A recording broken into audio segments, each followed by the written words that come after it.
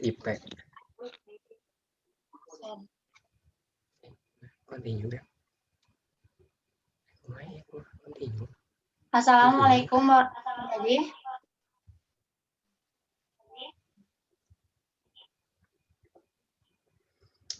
Oke, sudah bisa dimulai ya. Assalamualaikum warahmatullahi wabarakatuh. Saya di sini sebagai host. Yang pertama, peserta webinar diharapkan untuk mematikan mic saat webinar dimulai. Lalu dilarang untuk membuat kegaduhan, serta diharapkan mengikuti webinar dari awal hingga akhir. Mangga, Kak Budiman dilanjut. Oh iya, terima kasih saudari Amira Kansa.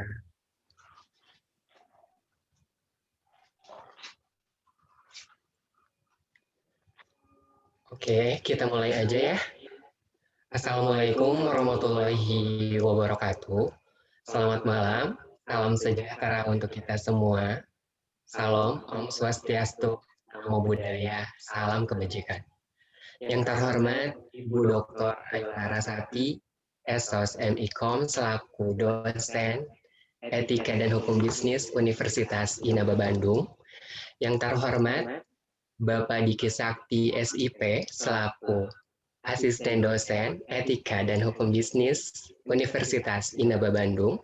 Yang terhormat para narasumber sekalian, Saudari Vina Karina Putri, Saudari Rintan Fujianti Ramdhani. Yang terhormat Saudari Andresi Fatmawati selaku moderator. Serta yang terhormat saudara-saudari peserta webinar series pada malam hari ini yang berbahagia. Alhamdulillah, puji syukur kita panjatkan karena berkat rahmatnya kita masih bisa berkumpul untuk bersama-sama menimba ilmu dari para narasumber yang luar biasa.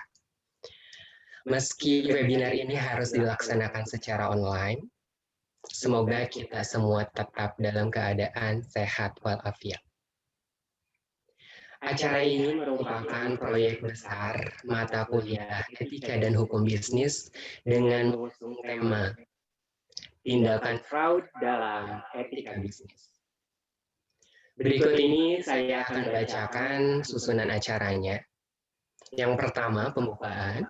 Yang kedua, menyanyikan lagu Indonesia Raya. Yang ketiga, sambutan. Yang keempat, pembacaan doa. Yang kelima, pemaparan materi oleh narasumber sekaligus diskusi dan tanya jawab. Yang keenam, dokumentasi dan penutup. Untuk mempersingkat waktu, memasuki agenda selanjutnya, yaitu menyanyikan lagu Indonesia Raya. Kepada para hadirin, dimohon untuk menyanyikan lagu Indonesia Raya dengan hikmat.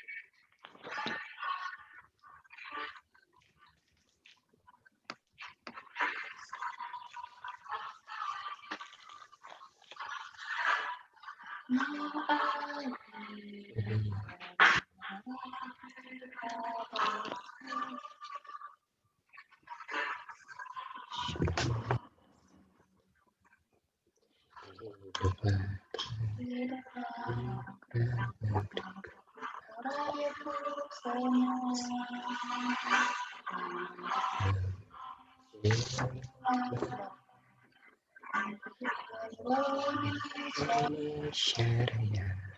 Indonesia merdeka,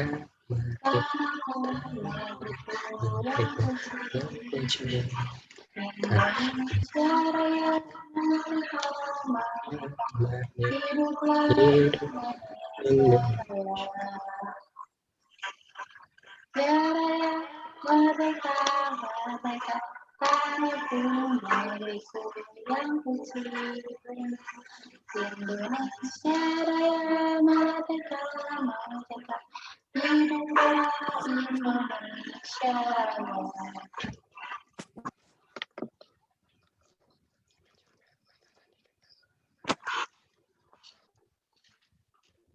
Oke, baik kepada seluruh peserta webinar series pada malam hari ini. Untuk selanjutnya yaitu kita masuk ke acara sambutan. Sambutan akan disampaikan oleh Ibu Dr. Ayu Larasati, SOS MIKOM, selaku dosen Etika dan Hukum Bisnis Universitas Inaba Bandung. Disilahkan. Ya, terima kasih, MC. Tidak ada pembaca doa ya? Belum, Bu. Nanti sambutan dari Ibu dulu. Baca doa dulu aja baru saya. Ya, silakan. Oh, ya.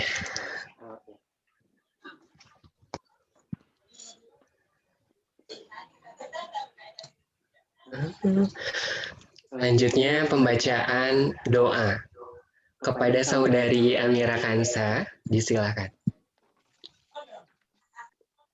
Assalamualaikum warahmatullahi wabarakatuh. Bapak dan Ibu serta para hadirin sekalian, marilah kita tundukkan kepala sejenak bermunajat kepada Allah. Semoga kita selalu diridhoi olehnya. Dan semua yang kita lakukan tercatat sebagai pahala di sisinya. Amin. Bismillahirrahmanirrahim. Ya Allah, izinkanlah kami pada hari ini melaksanakan seminar yang bertemakan tindakan fraud dalam etika bisnis. Ya Allah, jadikanlah seminar ini sebagai majelis ilmu yang bermanfaat, sebagai pembangkit semangat bagi kami dan bermanfaat bagi kemajuan bangsa kami. Ya Allah, ilhamkanlah kepada kami kecerdasan dan lindungilah kami dari godaan setan yang terkutuk. Ya Allah, terangilah hati kami dengan cahaya petunjuk-Mu, sebagaimana Engkau telah menerangi hati hamba-hamba-Mu yang soleh. Ya Allah, lapangkanlah dada kami, serta mudahkanlah kami dalam menerima ilmu. Rabbana la tuzigh qulubana ba'da idh hadaitana wa hab lana min ladunka rahmah innaka antal wahhab. Rabbana atina fid dunya hasanah wa fil akhirati hasanah wa qina azabannar. Subhanaka rabbika izzati amma yasifun wa salamun ala mursalin walhamdulillahi rabbil alamin. Wassalamualaikum warahmatullahi wabarakatuh. Waalaikumsalam warahmatullahi wabarakatuh. Baik, terima kasih kepada Saudari Amira Kansa. Untuk acara selanjutnya yaitu sambutan. Sambutan akan disampaikan oleh Ibu Dr. Ayu Larasati, SOS MIKOM, selaku dosen Etika dan Hukum Bisnis Universitas Inaba Bandung. Disilahkan. Ya, terima kasih kepada Mas Budiman. Bismillahirrahmanirrahim. Assalamualaikum warahmatullahi wabarakatuh. Waalaikumsalam warahmatullahi wabarakatuh. Selamat malam, salam sejahtera untuk kita semua. Saya mengucapkan selamat datang kepada para peserta webinar datang dan join dengan tema merupakan sebuah hasil dari diskusi teman-teman kelompok ini, yaitu dengan tema hukum fraud dalam etika bisnis. Yang saya hormati mahasiswa dan juga saya cintai dan saya banggakan, tentunya acara ini terselenggara sangat baik kepada teman-teman semua, dan saya mengucapkan terima kasih karena ini adalah acara pertama yang kita lakukan pada kelas etika hukum bisnis. Materi yang disampaikan oleh teman-teman yang akan nanti disampaikan oleh Saudari Vina dan Saudari Rintan tentunya adalah hal-hal poin yang penting dan sudah dikaji ulang terkait dengan hukum fraud dalam etika bisnis. Dari paparan yang nanti akan disampaikan merupakan latar belakang tentunya untuk melaksanakan webinar dengan tema yang hukum fraud dalam etika bisnis. Guna untuk memberikan serta pengetahuan serta pemahaman terhadap tema tersebut. Pandemi yang mengakibatkan kita harus bertemu secara virtual, semoga dapat tetap memberikan kita semua untuk tetap bisa memberikan inovasi-inovasi sebagai mahasiswa-mahasiswi dan mengejar cita-citanya dan tidak berhenti, tidak patah semangat dan tetap untuk menata masa depan nanti ke depannya. Sama Civitas Akademika, saya mengucapkan sekali lagi Akademika Universitas Naba. Sekali lagi saya mengucapkan terima kasih banyak kepada narasumber panitia yang sudah mengkoordinir pada malam hari ini. Dan saya mendukung sekali terselenggaranya kegiatan webinar ini. Selamat mengikuti seminar. Assalamualaikum warahmatullahi wabarakatuh. Terima kasih.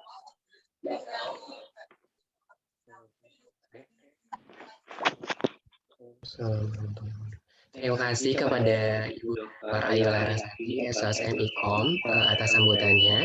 Selanjutnya kita memasuki acara inti, yaitu pemaparan materi yang akan disampaikan oleh Saudari Vina Karina Putri dan Rin Fujianti. Dan juga akan sekaligus diskusi dan tanya jawab yang akan dipandu secara langsung oleh Saudari Andesi Fatmawati selaku moderator. Kepada Saudari Andesi Fatmawati, disilakan.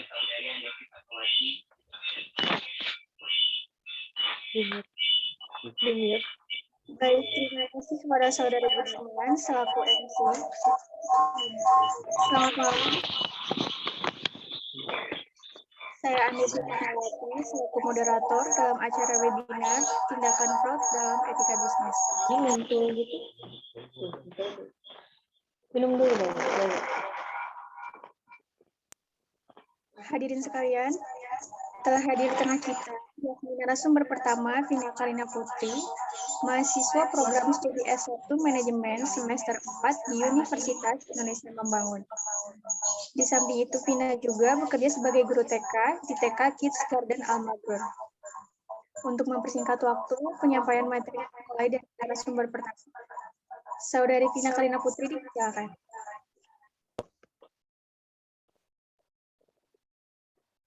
Terima kasih Andesi selaku moderator telah memberikan kesempatan dan waktunya kepada saya. Selamat malam teman-teman semuanya, apa kabar? Semoga kita semua selalu baik dan selalu yang aflah. Di sini saya akan menjelaskan materi mengenai tindakan fraud dalam etika bisnis. Sebelum saya menjelaskan materinya, sudah tahu apa itu?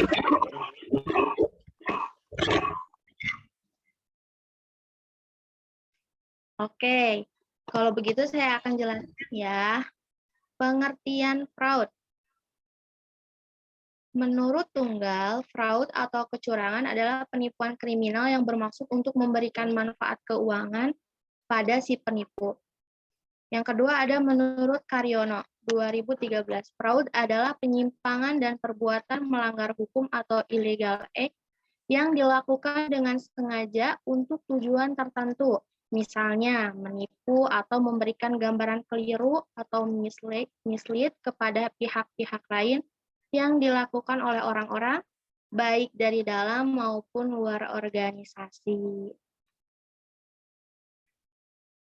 Boleh selanjutnya. Ada beberapa faktor terjadinya tindakan fraud. Yang pertama itu kesempatan. Terkadang ketika tidak berniat melakukan kecurangan, namun ketika ada kesempatan, maka kecurangan itu kemungkinan terjadi, ya kan? Nah, biasanya itu terjadi karena pengendalian internal perusahaan yang lemah dan keuangan pengawasan dan kurangnya pengawasan serta penyalahgunaan wewenang. Selanjutnya ada tekanan. Adanya tekanan untuk melakukan fraud. Tekanan dapat mencakup hampir semua hal, baik itu tekanan gaya hidup, tuntutan ekonomi, dan yang lain-lain, baik hal keuangan maupun non-keuangan. Yang selanjutnya ada rasionalisasi adanya sikap, karakter, atau serangkaian nilai-nilai etis yang membolehkan seseorang itu melakukan kecurangan. Atau bisa juga orang-orang yang berada dalam lingkungan yang cukup menekan untuk ia melakukan kecurangan, jadi mereka merasionalisasikan tindakan fraud tersebut. Yang selanjutnya ada pengungkapan. Terungkapnya suatu kecurangan dalam perusahaan tidak menjamin kecurangan itu tidak akan terjadi lagi. Bisa jadi kecurangan itu bisa terjadi dengan pelaku yang sama ataupun pelaku yang berbeda. Selanjutnya, menurut Amin Wijaya Tunggal, tekanan keuangan bisa terjadi karena sifat. Yang pertama ada tamak. Tamak itu orang yang tidak pernah merasa cukup. Dia ingin menguasai banyak harta. Jadi dia melakukan segala cara untuk bisa mendapatkan harta yang dia inginkan gitu dengan sebanyak-banyaknya. Yang kedua itu ada besar pasak daripada tiang. Besar pasak daripada tiang mungkin kalian udah tahu ya itu apa. Nah, itu tuh adalah kayak seseorang yang memang lebih besar pengeluarannya dibanding penghasilannya. Yang ketiga itu ada terlilit utang. Banyak faktor seseorang terlilit hutang. Contohnya, di antaranya itu gaya hidup yang memaksakan atau gaya hidup yang tinggi yang tidak sesuai dengan gaji. Atau juga memang seseorang itu mendapatkan penghasilan yang tidak cukup untuk memenuhi kebutuhannya. Akhirnya, dia dengan cara berhutang itu untuk memenuhi kebutuhan hidup dirinya sendiri dan keluarganya. Yang selanjutnya itu adalah kerugian keuangan atau aktivitas pribadi. Contohnya itu gini, ketika ada seseorang yang mengalami kebangkrutan, namun tetap saja ya kebutuhan hidup pasti harus dipenuhi, benar kan? Nah, ada orang yang memang memilih jalan untuk melakukan kecurangan. Contohnya apa? Melakukan penipuan atau investasi yang tidak benar atau bisa disebut investasi bodong kan ya. Nah, selanjutnya itu ada penyakit mental.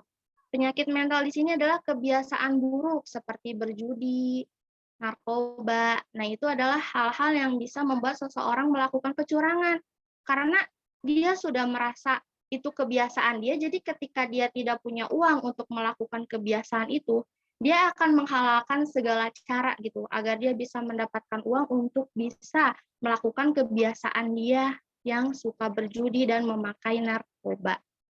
Yang selanjutnya ada tekanan pekerjaan. Mungkin karena bisa gara-gara lembur kerjanya lama, jam kerjanya lama, akhirnya terus gajinya tidak sesuai gitu, sedangkan jam kerja lama, akhirnya bisa menyebabkan seseorang itu melakukan kecurangan. Terus juga bisa karena prestasi yang tidak dihargai atau jenjang karir yang memang tidak menjanjikan. Oke, selanjutnya itu ada jenis fraud. The ACFE membagi 3 kecurangan dalam 3 jenis atau tipologi berdasarkan perbuatan, yaitu penyimpangan atas aset atau aset misappropriation. Aset penyimpangan ini maksudnya adalah kayak penyalahgunaan atau pencurian aset atau harta baik perusahaan maupun pihak lain. Nah, jenis fraud ini gampang untuk dideteksi karena jenis fraud ini adalah jenis fraud yang dapat dihitung atau bisa dikatakan defini value.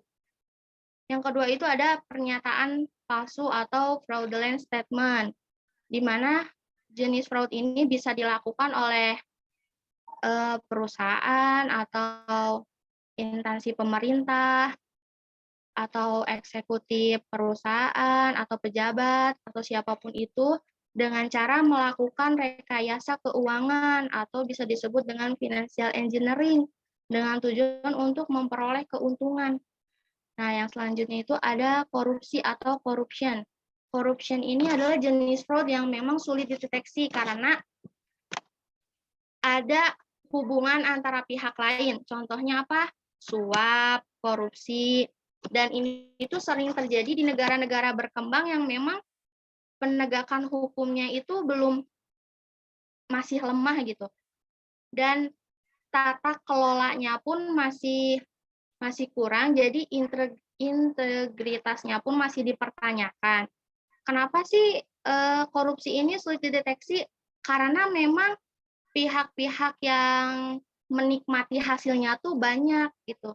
Jadi sulit mencari kejujurannya itu sangat sulit atau bisa disebut simbiosis mutualisme gitu. Jadi mereka itu saling menguntungkan. Akhirnya yang ini diam, yang ini diam gitu. Akhirnya kan susah dikemukakannya gitu. Ini siapa sih sebenarnya pelakunya gitu.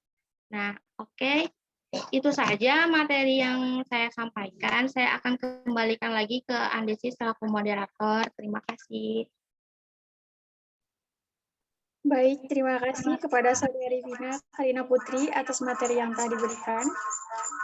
Selanjutnya, narasumber kedua, Rintan Pujianti Ramdhani sebagai mahasiswa program studi S1 Manajemen semester 4 di Universitas Indonesia Membangun. Di samping itu juga, Rintan bekerja sebagai staf notaris di kantor notaris Dian Ganirawati. Untuk mempersingkat waktu, kepada Saudari Rintan, dipersilakan. Terima kasih kepada moderator yang telah memberikan kesempatan dan waktunya. Selamat malam kepada para peserta webinar. Selamat malam. Terima kasih untuk yang masih bergabung walaupun di malam hari. Terima kasih atas antusias dan semangatnya. Pada kesempatan kali ini saya akan membahas mengenai contoh kasus-kasus fraud yang pernah terjadi di Indonesia.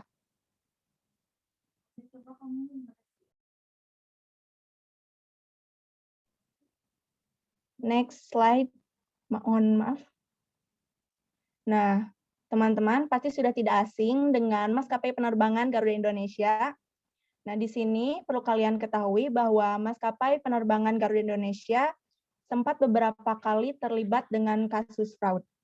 Nah, pada awal tahun 2019, PT Garuda Indonesia dikabarkan memanipulasi data laporan keuangan yang dilakukan oleh tim audit. Nah, manipulasi data ini berupa pendapatan yang tidak masuk akal karena di sini PT Garuda Indonesia memasukkan kompensasi yang didapatkan atas kerjasama dengan PT Mahata Aeroteknologi mengenai pemasangan Wi-Fi pada saat penerbangan. Nah, padahal pemasangan Wi-Fi ini belum terjadi dan pembayarannya pun belum dilakukan sepeser pun. Nah, maka dari itu ini termasuk kasus fraud jenis pernyataan salah atau pernyataan palsu, fraudulent statement. Hal ini merupakan tindakan hukum dan ada denda-dendanya. Lalu di sini untuk kasus fraud yang dilakukan PT Garuda Indonesia juga yang dilakukan oleh Direktur Utama Ari Baskara, sekarang sudah menjadi mantan Direktur Utama. Ya, di sini terdapat gambar motor Harley dan sepeda Brompton. Pasti teman-teman sudah tidak asing dengan kasus ini. Ya, di sini Direktur Utama melakukan penyelundupan motor Harley Davidson dan sepeda Brompton dari Prancis menuju Indonesia agar tidak dikenakan pajak bea cukai. Nah, ini merupakan tindakan fraud juga, teman-teman. Mengapa ini termasuk tindakan fraud? Karena di sini terjadi penyalahgunaan wewenang atau kekuasaan yang dilakukan oleh Direktur Utama karena agar melakukan sesuatu agar beliau tidak dikenakan pajak bea cukai.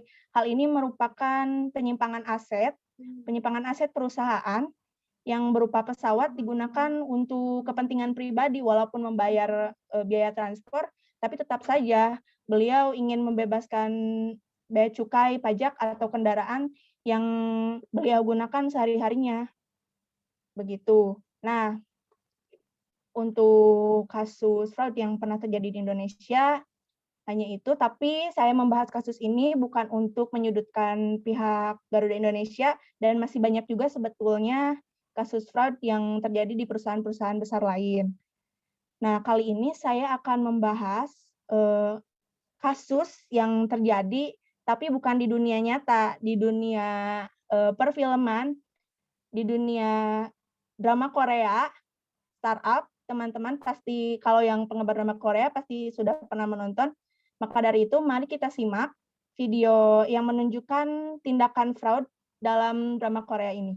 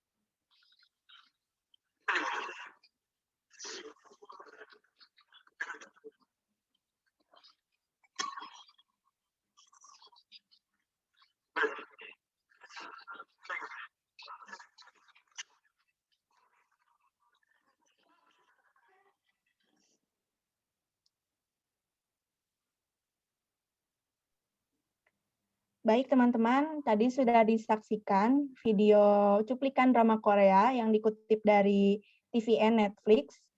Mohon maaf terjadi terkendala dengan jaringan.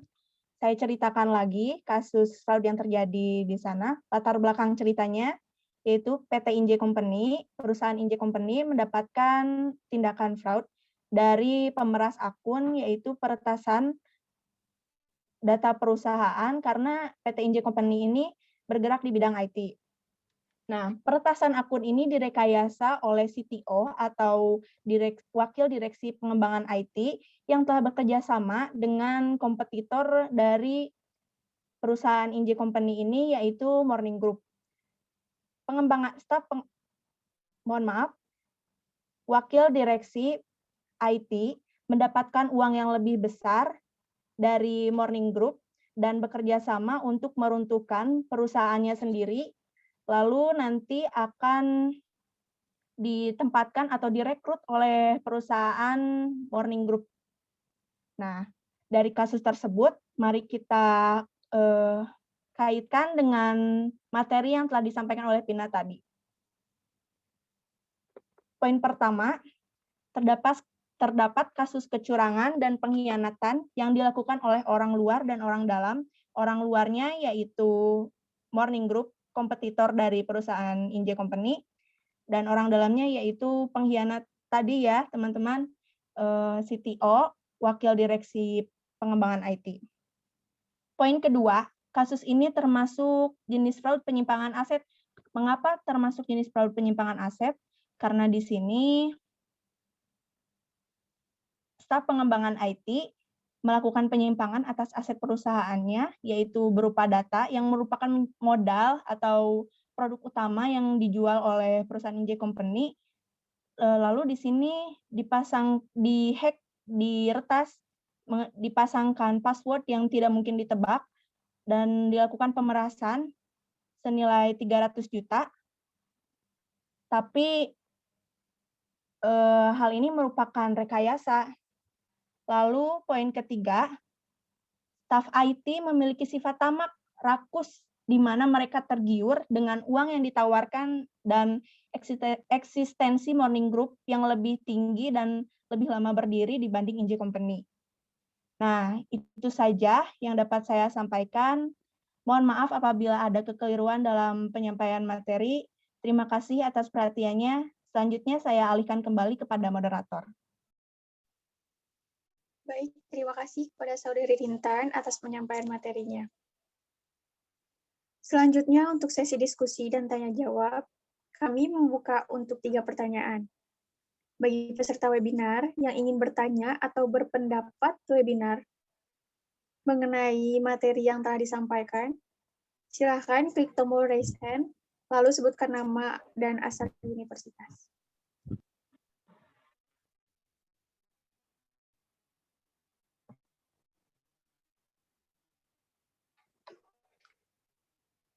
Baik, saya izin bertanya.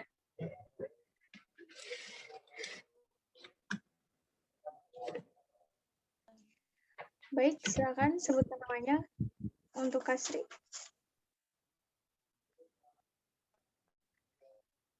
Nama saya Rika Kastiani dari Universitas Sinaba.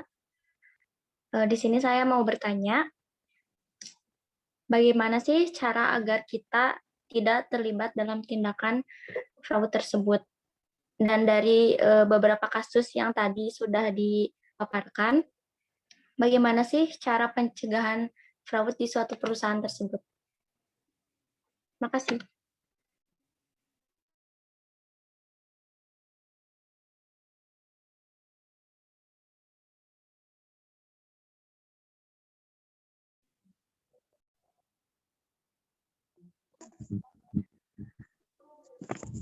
Baik, mohon maaf tadi yang bertanya Kak Rika ya? Ya.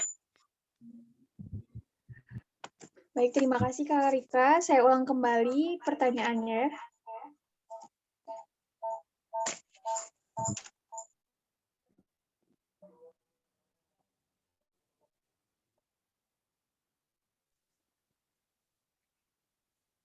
Bagaimana?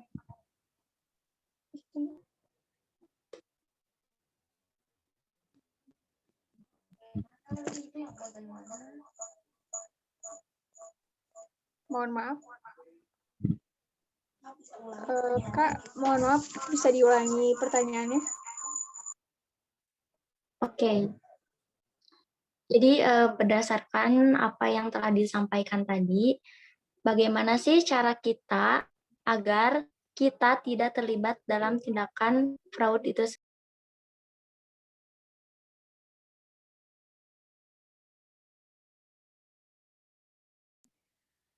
Baik, Kak. Saya ulangi ya.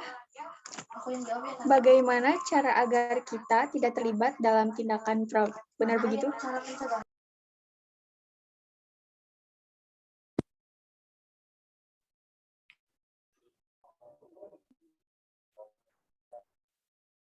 Saya ulangi lagi ya.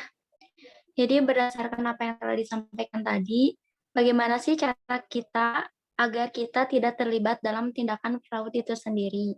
Kemudian berdasarkan dari kasus-kasus yang telah dipaparkan tadi, bagaimana sih cara kita mencegah fraud itu di suatu perusahaan?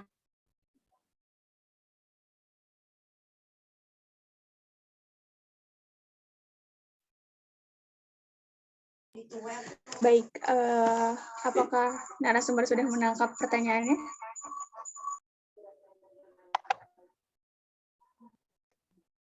Sudah.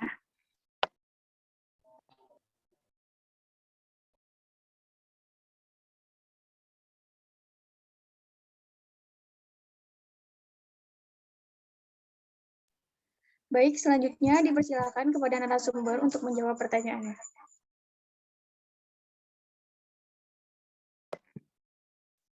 Tadi pertanyaan dari Teh Rika, saya akan coba jawab ya. Bagaimana sih caranya biar kita tidak terlibat dengan tindakan fraud itu? Yang pertama, ketika kita bekerja, kita harus tanamkan dalam diri kita itu kejujuran. Karena kalau kita sudah menanamkan kejujuran, pasti kita tidak akan mungkin gitu untuk melakukan hal-hal yang tidak baik seperti itu gitu ya. Terus juga hindari pergaulan yang toksik, artinya kita harus milih-milih pergaulan, jangan sampai kita bergaul dengan orang yang salah atau bisa jadi dengan orang yang bisa menjerumuskan kita gitu dalam melakukan hal kecurangan seperti itu. Dan selain itu juga kita harus mengontrol gaya hidup yang sesuai dengan budget kita sendiri gitu, jangan sampai melebihi budget kita, karena itu akan jadi faktor kan yang tadi telah saya paparkan itu kan faktor terjadinya fraud itu kan bisa jadi karena adanya tekanan kan, bisa jadi tekanan gaya hidup. Nah, jadi kita harus mengontrol gaya hidup kita gitu supaya tidak terjadi hal-hal yang seperti itu gitu. Terus bagaimana sih cara mencegah fraud itu di perusahaan gitu? Yang pertama itu kita harus memperkerjakan pegawai dengan arahan untuk menanamkan kejujuran gitu. Dan kejujuran dan juga kayak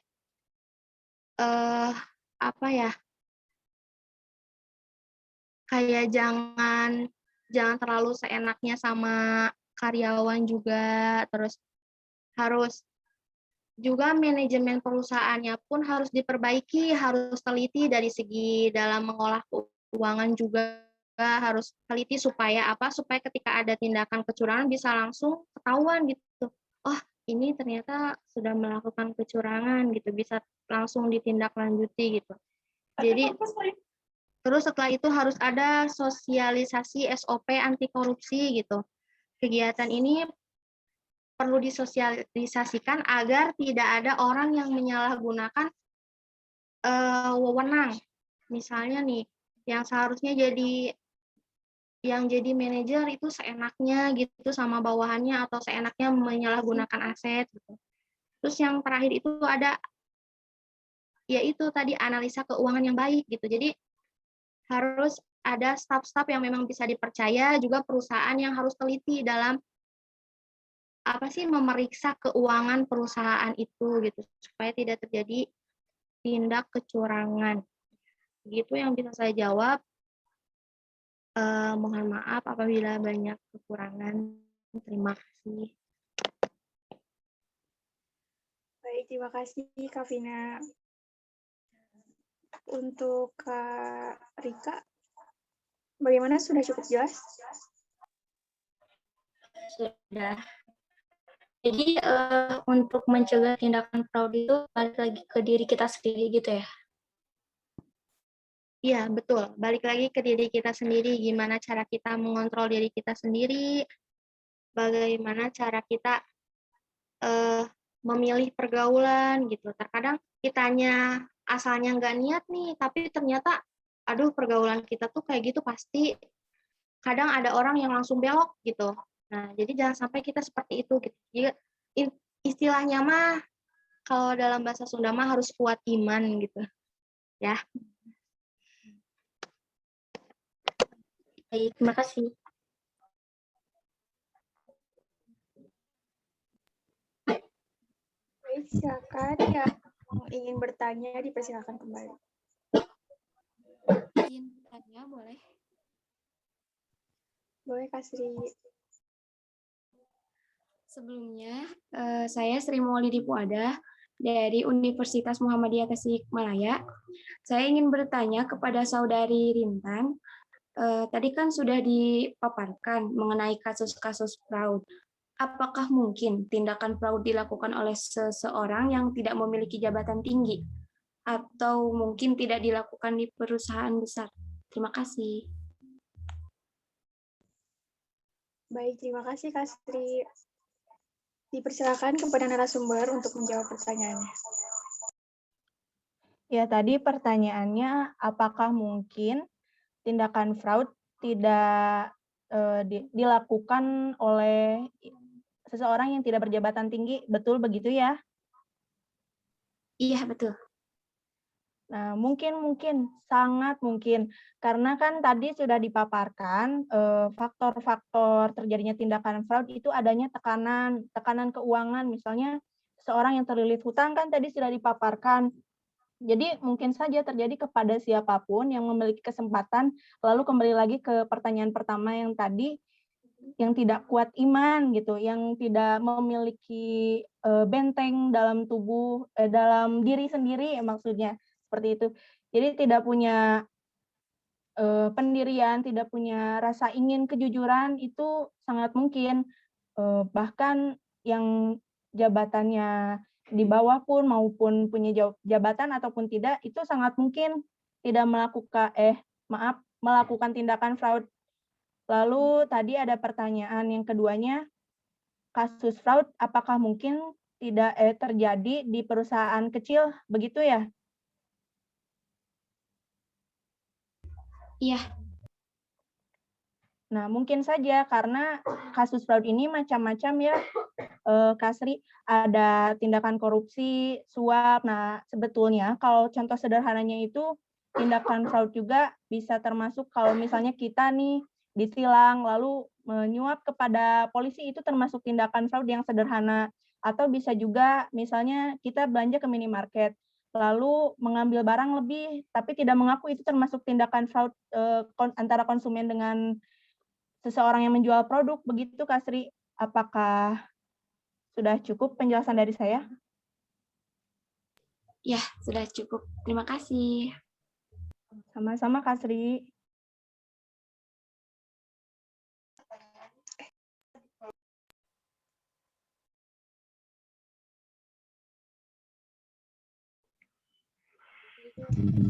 Baik, terima kasih kepada Kasih untuk pertanyaannya.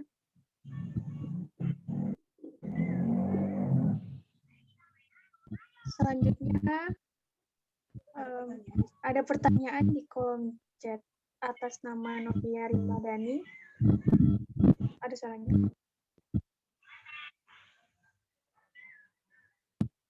Mohon maaf. Atas nama Novia Rimadani dari Universitas Pendidikan Indonesia. Apa yang dilakukan pemerintah atau pihak-pihak yang berwenang jika fraud sudah terjadi?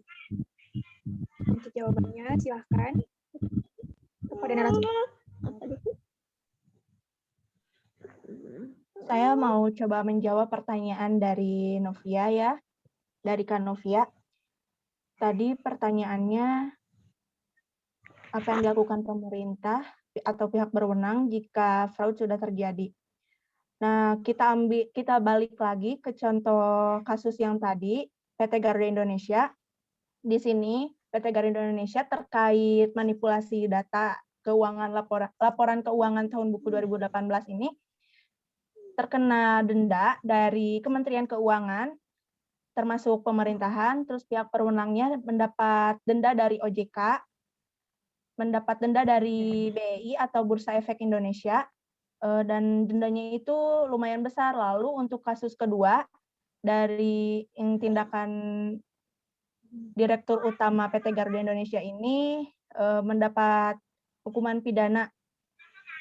Begitu berarti kalau untuk tindakan fraud yang dilakukan seseorang lalu sampai kedengaran oleh pemerintah, itu pasti kalau terbukti akan mendapat hukuman atau denda yang tentunya setimpal dengan perilakunya.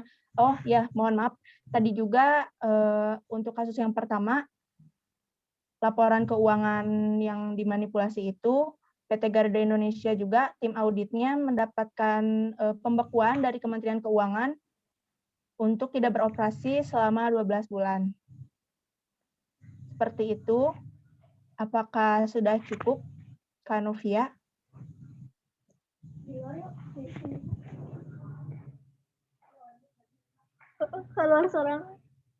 Mohon maaf. Kak Novia tidak ada ya? Ada tidak? Tolong di-unmute. Apa sayang? Simbah kaget, ay dede. Pada Kak Novia. tolong di-unmute. Dek. Bisa. Mohon maaf untuk karantina.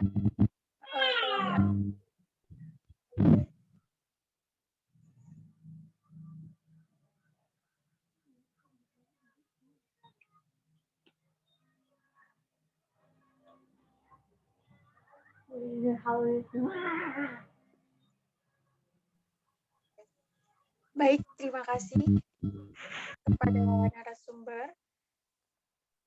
Saya tutup sesi tanya jawab ini. Terima kasih kepada para peserta yang telah berpartisipasi di webinar ini. Untuk acara selanjutnya, saya kembalikan ke MC. Terima kasih.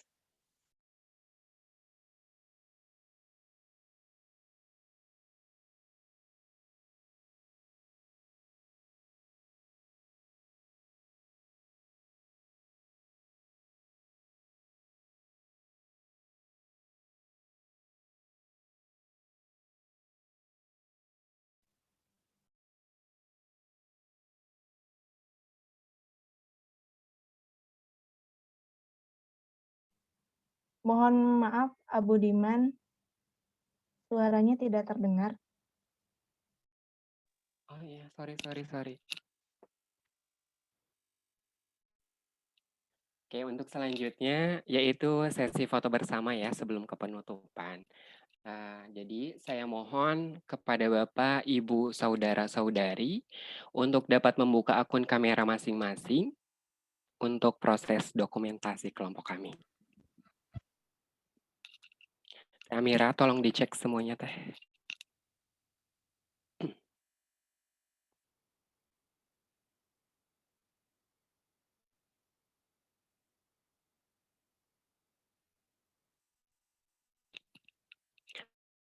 Masih kita tunggu ya. Yang belum buka kamera. Boleh dibuka kameranya.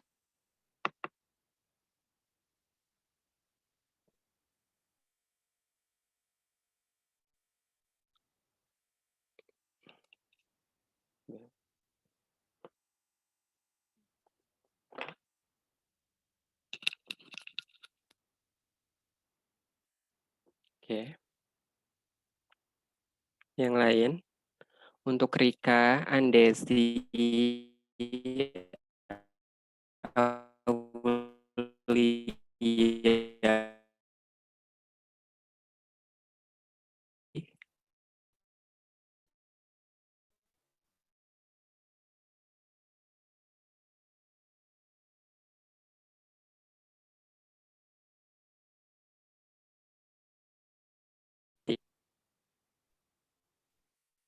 Suaranya nggak jelas, Budiman.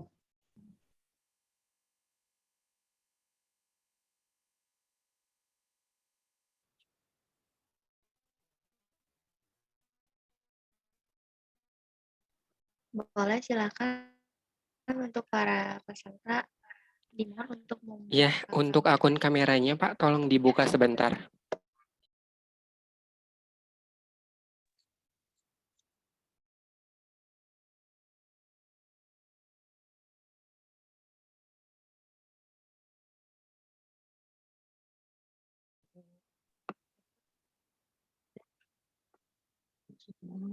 Screenshot aja ini. Mulai. Mulai aja teh. Kasih aba-aba ya teh ya. 1, 2, 3, smile. Ganti gaya. Sip. Saya. Boleh silakan dilanjut, Abu Diman.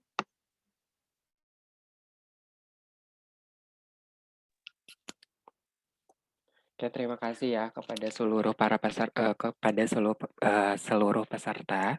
Selanjutnya kita masuk ke acara selanjutnya yaitu penutupan. Alhamdulillah kita telah sampai di penghujung acara. Terima kasih banyak kepada seluruh narasumber, moderator, seluruh tim kelompok 3, Amira Kansa, Andesi Fatmawati, Budiman, Dea Fitri Lestari, Vina Karina Putri, Rintan Fujianti Ramdhani, serta para peserta yang telah menyimak acara dari awal sampai akhir. Semoga banyak ilmu yang didapat untuk diaplikasikan dalam kehidupan sehari-hari. Amin. Saya Budiman mewakili seluruh kru tim kelompok 3 yang bertugas. Pamit undur diri, terima kasih dan sampai jumpa. Wassalamualaikum warahmatullahi wabarakatuh. Waalaikumsalam. Waalaikumsalam warahmatullahi wabarakatuh. Dokumentasi sudah ya? Sudah, Bu. Sudah, Bu. Ini saya. Oh, Oke. Jadian lagi Mir, belum ada ibu. oh, boleh. Pak Budiman. Jadian lagi. Jadian lagi. Ya. Oh boleh, ibunya kemana ya Bu? Dokumen kedua. Boleh. Saya ke belakang lagi. Sudah? Aba-aba ya Teh. Udah. Aba-aba, Mir. Pada buka. Udah siap semua belum?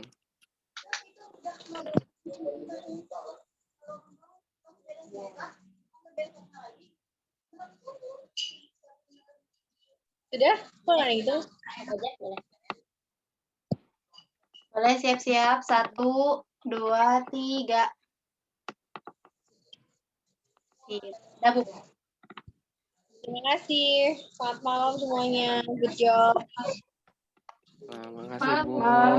Terima kasih atas Selamat bimbingannya. malam Ibu. Iya, terima kasih. Saya izin live ya.